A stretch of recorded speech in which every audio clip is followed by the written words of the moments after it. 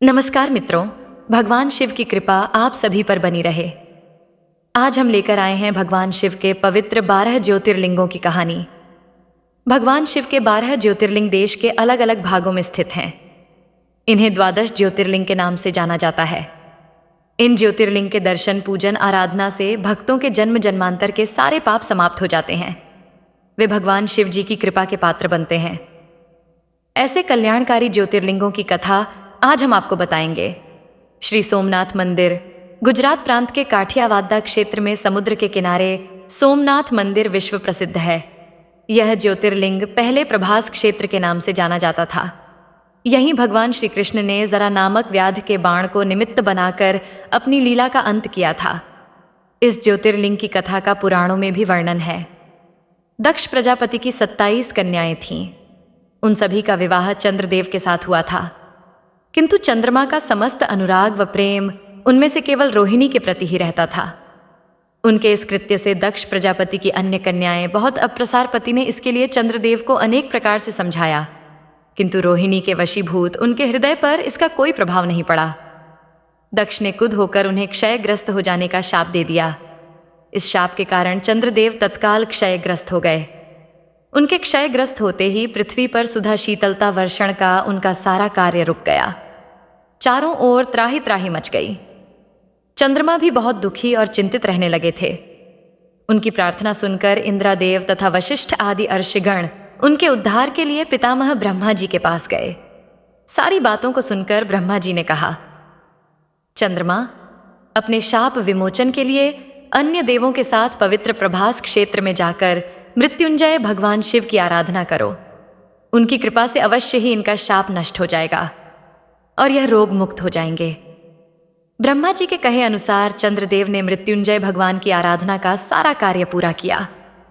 उन्होंने घोर तपस्या करते हुए 10 करोड़ बार मृत्युंजय मंत्र का जप किया। इससे प्रसन्न होकर मृत्युंजय भगवान शिव ने उन्हें अमृत्व का वर प्रदान किया। उन्होंने कहा, चंद्रदेव, तुम शोक ना करो। रे वरदान से तुम्हारा शाप मोचन तो होगा ही, साथ ही साथ प्रजापति दक्ष के वचनों की रक्षा भी हो जाएगी। कृष्ण पक्ष में प्रतिदिन तुम्हारी एक एक कला क्षीण होगी, किंतु शुक्ल पक्ष में उसी क्रम से तुम्हारी एक एक कला बढ़ जाया करेगी। इस प्रकार प्रत्येक पूर्णिमा को तुम्हें पूर्ण चंद्रवाह इस वरदान से सारे लोगों के प्राणी प्रसन्न हो उठे। सुधाकर चंद्रदेव पुनः 10 दिशाओं में सुधा वर्षण का कार्य पूर्ववत करने लगे। शाप मुक्त होकर चंद्रदेव ने अन्य देवताओं के साथ मिलकर मृत्युंजय भगवान से प्रार्थना की कि आप माता पार्वती जी के साथ सदा के लिए प्राणों के उद्धत यहाँ निवास करें। भगवान शिव उनकी इस प्रार्थना को स्वीकार करके ज्योतिर्लिंग के रूप में माता पार्वती जी के साथ तभी से यहाँ रहने लगे। पावन प्रभास क्षेत्र में स्थित इस सोमनाथ ज्योतिर्लिंग की महिमा महाभारत, श्रीमद् भागवत तथा स्कंद पुराण नाद में विस्तार से बताई गई है। चंद्रमा का एक नाम सोम भी है। उन्होंने भगवान शिव को ही अपना नाथ स्वामी मानकर यहाँ तपस्या की थी, इसलिए इस ज्योतिर्लिंग को सोमनाथ कहा जाता है।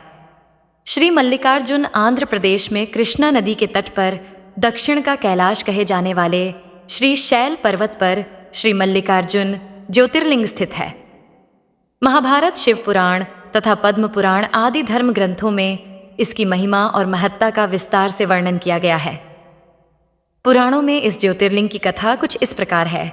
एक समय की बात है, भगवान शंकर जी के दोनों पुत्र श्री गणेश और श्री कार्तिकेय स्वामी विवाह के लिए परस्पर झगड़ने लगे। प्रत्येक का आग्रह था कि पहले मेरा विवाह किया जाए। उन्हें लड़ते झगड़ते देखकर भगवान शंकर और मां पार्वती ने कहा, तुम लोगों में से जो पहले पूरी पृथ्वी का चक्कर लगाकर यहाँ वापस लौट आएगा, उसी का विवाह पहले किया जाएगा। माता पिता की यह बात सुनकर श्री कार्तिकेय स्वामी तो अपने वाहन मोर पर विराजित हो तुरंत पृथ्वी के चक्कर लगाने के लिए दौड़ पड़े। गणेश जी के लिए तो यह कार्य बड़ा ही कठिन था। एक तो उनकी काया स्थूल थी, दूसरे उनका वाहन भी मशक चूहा था। भला वे दौड़ में स्वामी कार्तिकेय की बराबरी किस प्रकार कर पाते। लेकिन उनकी काया जितनी स्थूल थी, बुद्धि उसी के अनुपात में सूक्ष्म और तीक्ष्ण थी। उन्होंने पृथ्वी की परिक्रमा का एक सुगम उपाय खोज निकाला। सामने बैठे माता पिता का पूजन करने के पश्चात उनकी 7 बार परिक्रमा करके उन्होंने पृथ्वी के चक्कर ना लगाकर माता पिता के चक्कर लगाकर कार्य पूरा कर लिया। उनका यह कार्य संगीत शास्त्रानुसार भी प्राप्त हो चुके थे। यह सब देखकर स्वामी कार्तिकेय अत्यंत रुष्ट होकर क्रोंच पर्वत पर चले गए।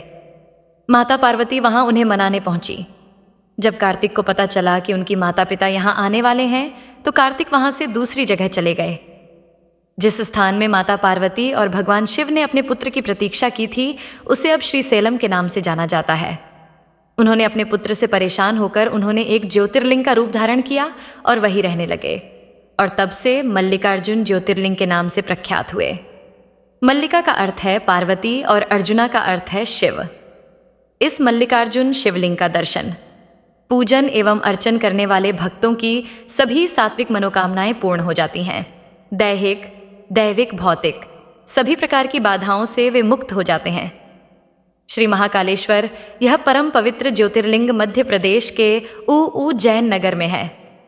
क्षिप्रा नदी के तट पर स्थित उज्जैन प्राचीन काल में उज्जैनी के नाम से विख्यात था। इसे अवंतिकापुरी भी कहते थे। यह भारत की परम पवित्र सप्तपुरियों में से एक है। महाभारत शिव पुराण एवं स्कंद पुराण में महाकाल ज्योतिर्लिंग की महिमा का पूरे विस्तार के साथ वर्णन किया गया है। इस ज्योतिर्लिंग के विषय में एक कथा इस प्रकार कही जाती है। किसी समय अवंतिकापुरी में वेद पाठी तपोनिष्ठ एक अत्यंत तेजस्वी ब्राह्मण रहते थे। एक दिन दूषण नामक एक अत्याचारी असुर उनकी तपस्या में विघ्न डालने के लिए वहां आया। ब्रह्मा जी से वर प्राप्त कर वह बहुत शक्तिशाली हो गया था। उसके अत्याचार से चारों ओर त्राही त्राही मची हुई थी। ब्राह्मण को कष्ट में देखकर प्राणी मात्र का कल्याण करने वाले भगवान शंकर वहां प्रकट हो गए। उन्होंने एक हुंकार मात्र से उस दारुण अत्याचारी दानव को वहीं जलाकर भस्म कर दिया। ब्राह्मणों ने महादेव से यही विराजमान होने के लिए प्रार्थना की। ब्राह्मणों के निवेदन से प्रसन्न होकर शिवजी वहां महाकालेश्वर ज्योतिर्लिंग के रूप में वास करने लगे।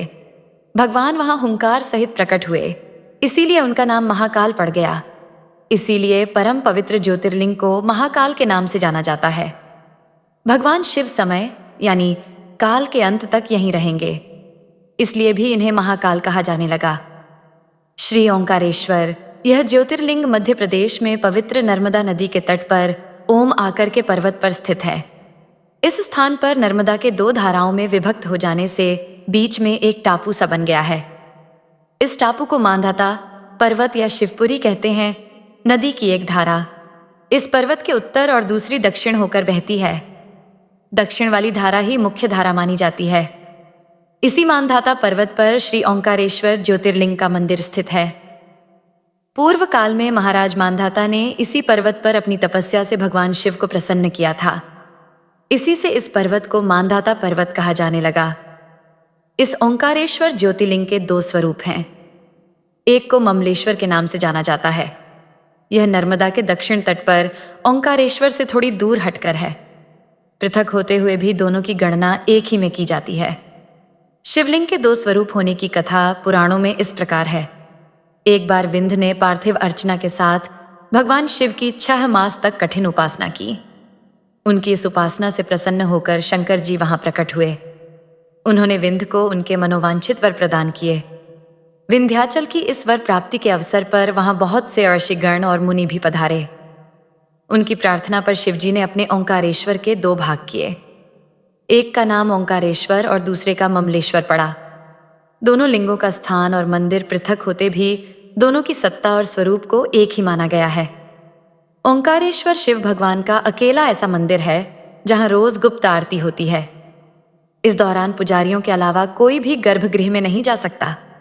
शिव पुराण में इस ज्योतिर्लिंग की महिमा का विस्तार से वर्णन किया गया है। श्री ओंकारेश्वर और श्री ममलेश्वर के दर्शन का पुण्य बताते हुए नर्मदा स्नान के पावन फल का भी वर्णन किया गया है। श्री केदारनाथ यह ज्योतिर्लिंग पर्वतराज हिमालय की केदार नामक चोटी पर स्थित है। पुराणों एवं शास्त्रों में श्री केदारेश्वर ज्योतिर्लिंग की महिमा का वर्णन बारंबार किया गया है। इस चोटी के पश्चिम भाग में पुण्यम मंदाकिनी नदी के तट स्थित श्री केदारेश्वर महादेव का मंदिर अपने स्वरूप से ही हमें धर्म और अध्यात्म की ओर बढ़ने का संदेश देता है। चोटी के पूर्व में अलकनंदा के सुरम्य तट पर बद्रीनाथ का परम प्रसिद्ध मंदिर है। अलकनंदा और दाकिनी यह दोनों नदियां नीचे रुद्रप्रयाग में आकर मिल जाती हैं। दोनों नदियों की यह संयुक्त धारा और नीचे देव प्रयाग में आकर भागीरथी गंगा से मिल जाती है।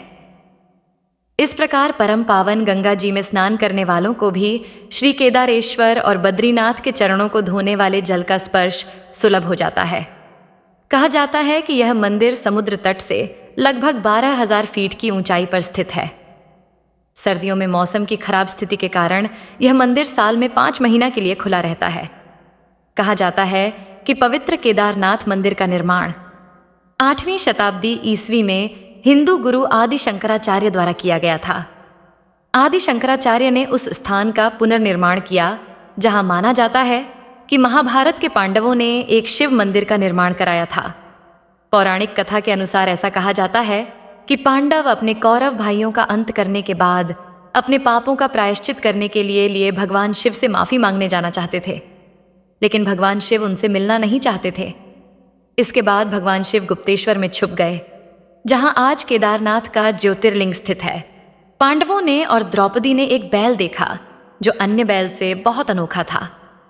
पांडवों में से भीम ने उन्हें पहचान लिया कि वह बैल कोई और नहीं बल्कि भगवान शिव हैं। भगवान शिव जो उनसे छिप रहे थे वे नंदी बैल के रूप में थे।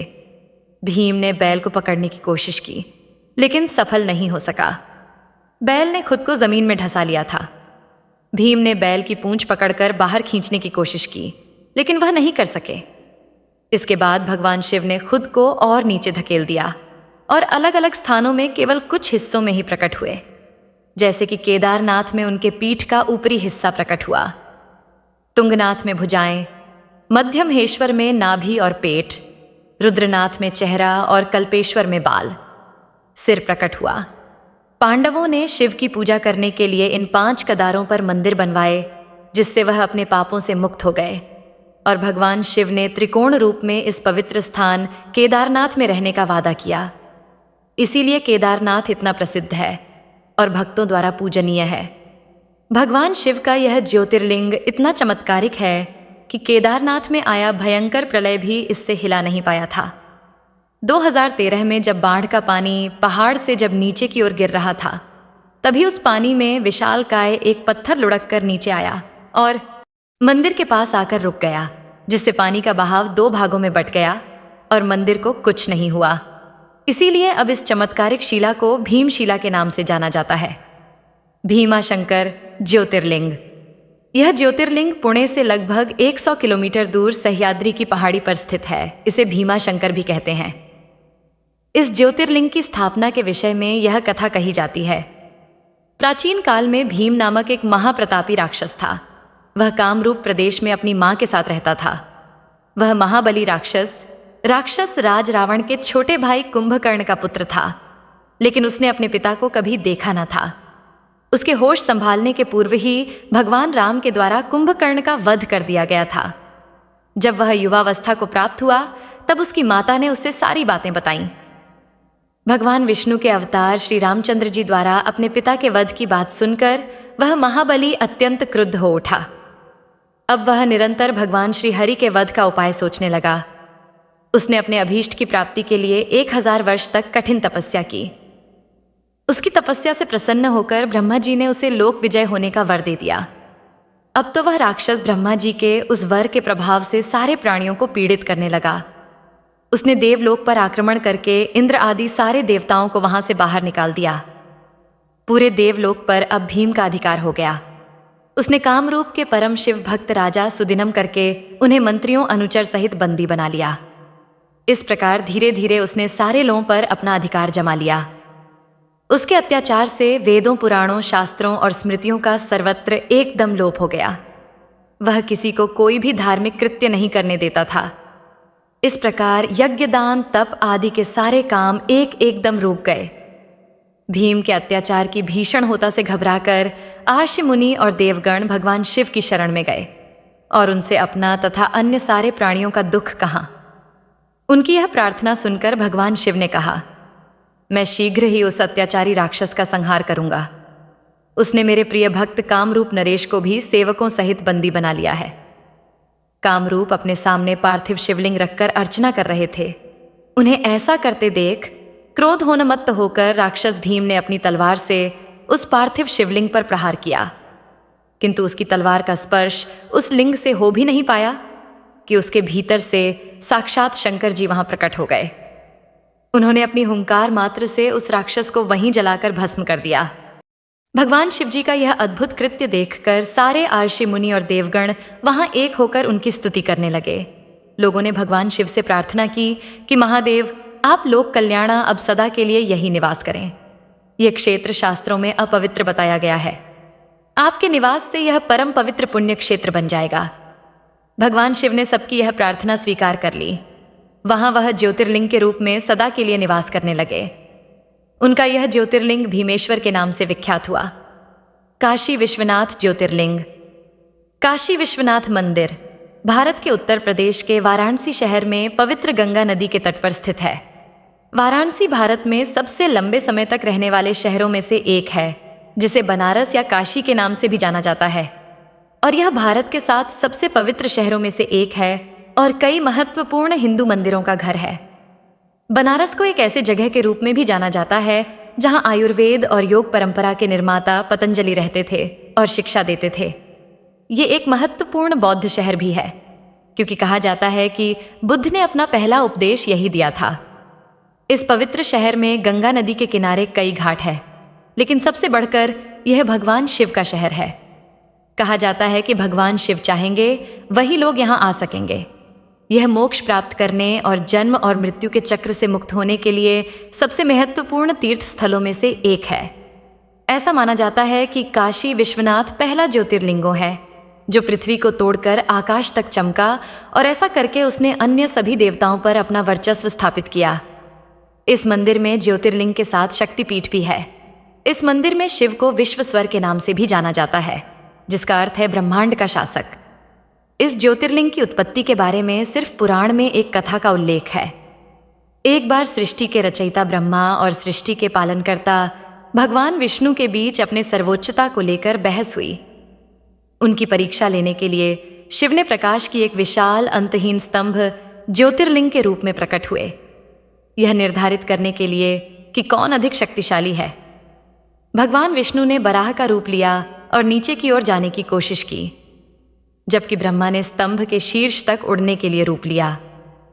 लंबे समय तक स्तंभ के अंत को खोजने की कोशिश करने के बाद ब्रह्मा ने अहंकार के कारण झूठ बोला और कहा कि उन्हें स्तंभ का अंत मिल गया है, और साक्षी के रूप में कौतुकी का फूल दिखाया, जबकि भगवान विष्णु ने ईमानदारी से कहा कि उन्हें इसका अंत नहीं मिल सका, और उन्होंने अपनी हार स्वीकार कर ली।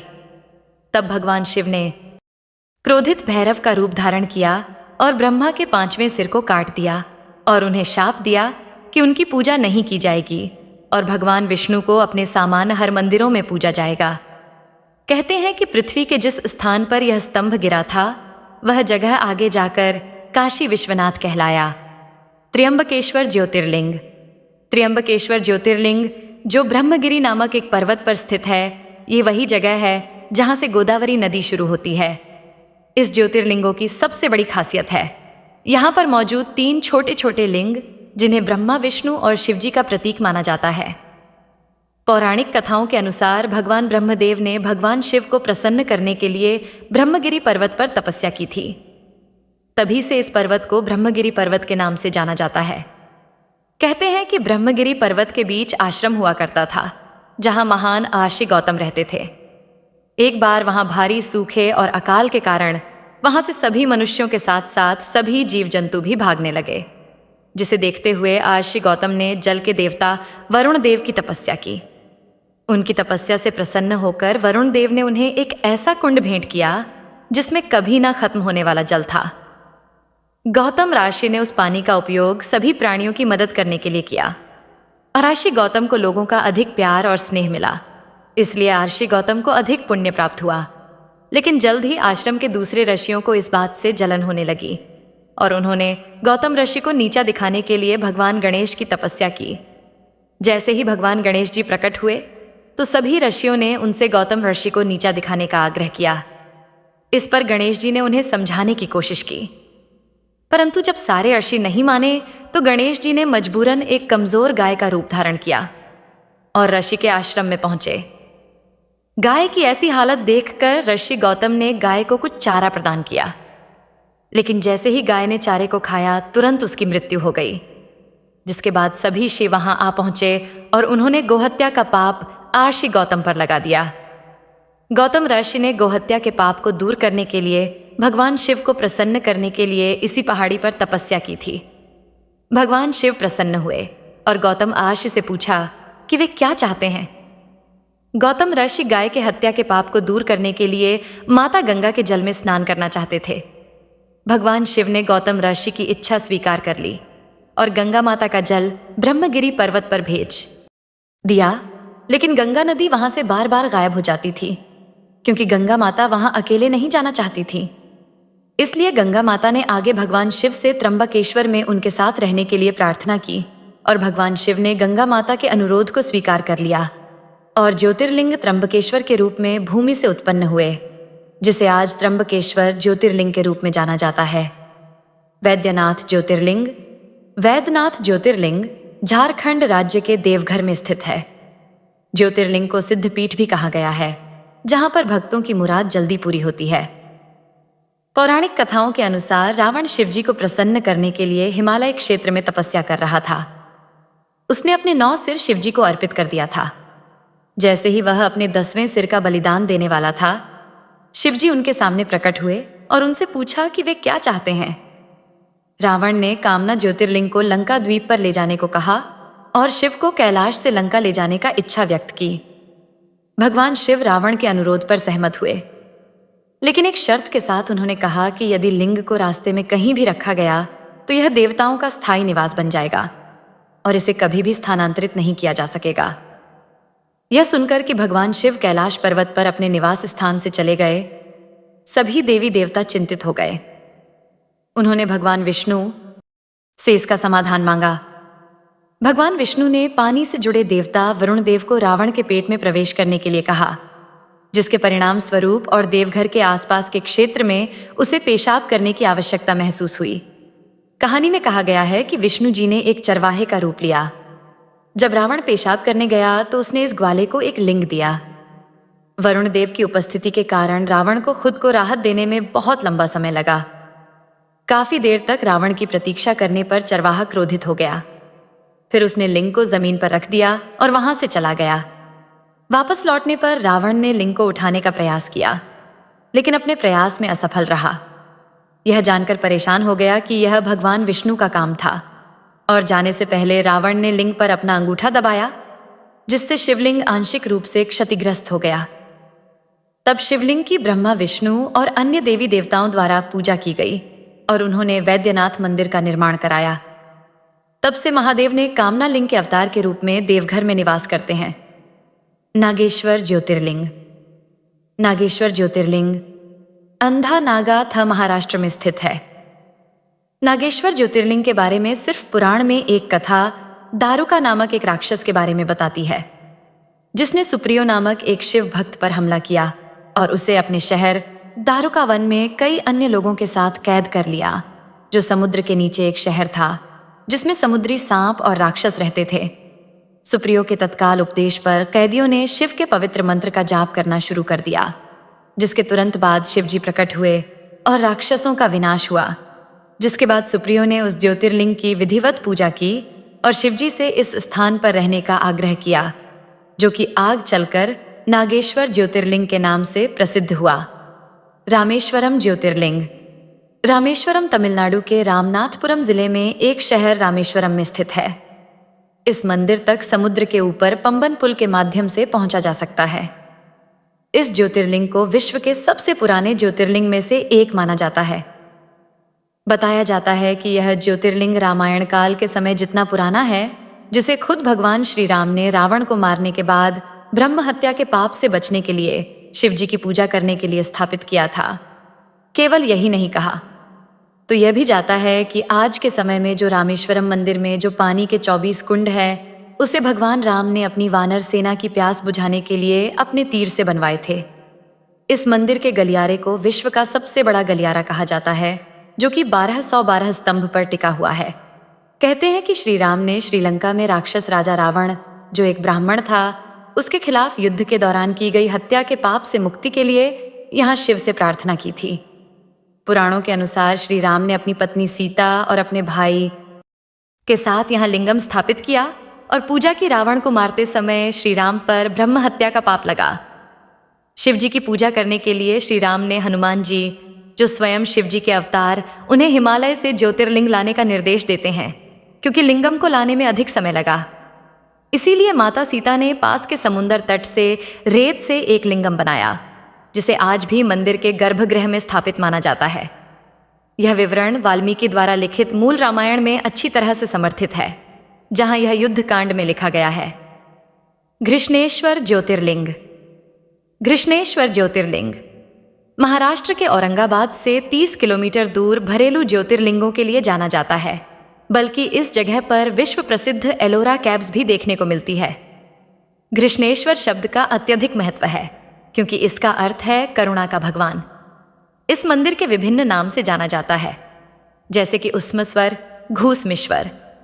दुश्मन में शवर कहानी यह है कि शिवालय गांव में सुधर्मा नामक एक ब्राह्मण था, जो अपनी पत्नी सुधैल पहाड़ों में रहते थे। यह दंपति निसंतान थे, इसलिए सुधैल घुस माँ का विवाह अपने पति से कर दिया। अपनी बहन की सलाह पर घुस माँ प्रतिदिन 1001 लिंग बनाती, उसकी पूजा करती और पास के झील में विसर्जित कर देती। आखिरकार उसे एक बच्चे का आशीर्वाद मिला। समय के साथ सुधैर से ईर्ष्या होने लगी और उसने घुस माँ के पुत्र की हत्या कर दी और उसे उसी झील में फेंक दिया जहां उसकी बहन लिंग को विसर्जित करने जाती थी। हालांकि घुस माँ की बहन ने उसे बताया कि उसके बेटे की हत्या में सुदया का हाथ था। घुस माँ ने भगवान शिव की दया पर पूरा भरोसा करते हुए अपने दैनिक अनुष्ठान जारी रखा और अपने विश्वास के उपरांत जब वह लिंग को विसर्जित करने गई तो उसने अपने बेटे को अपनी ओर आता हुआ देखा। भगवान शिव उनके सामने प्रकट हुए और उसे उसकी बहन के घृणित कार्यों के बारे में बताया। घुस माँ ने भगवान शिव से अपनी बहन को क्षमा करने का अनुरोध किया। प्रसन्न होकर भगवान शिव ने उन्हें वरदान दिया। घुस माँ ने भगवान शिव से यही रुकने का आग्रह किया।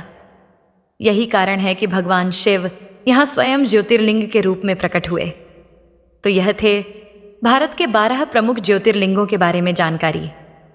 अगर आपको यह वीडियो अच्छी लगी तो आप सभी आपके अपने भक्ति के रंग चैनल को लाइक करें, शेयर करें और चैनल को भी सब्सक्राइब करें। यहाँ तक साथ देने के लिए आप सभी मित्रों का धन्यवाद बोलो। हर हर महादेव।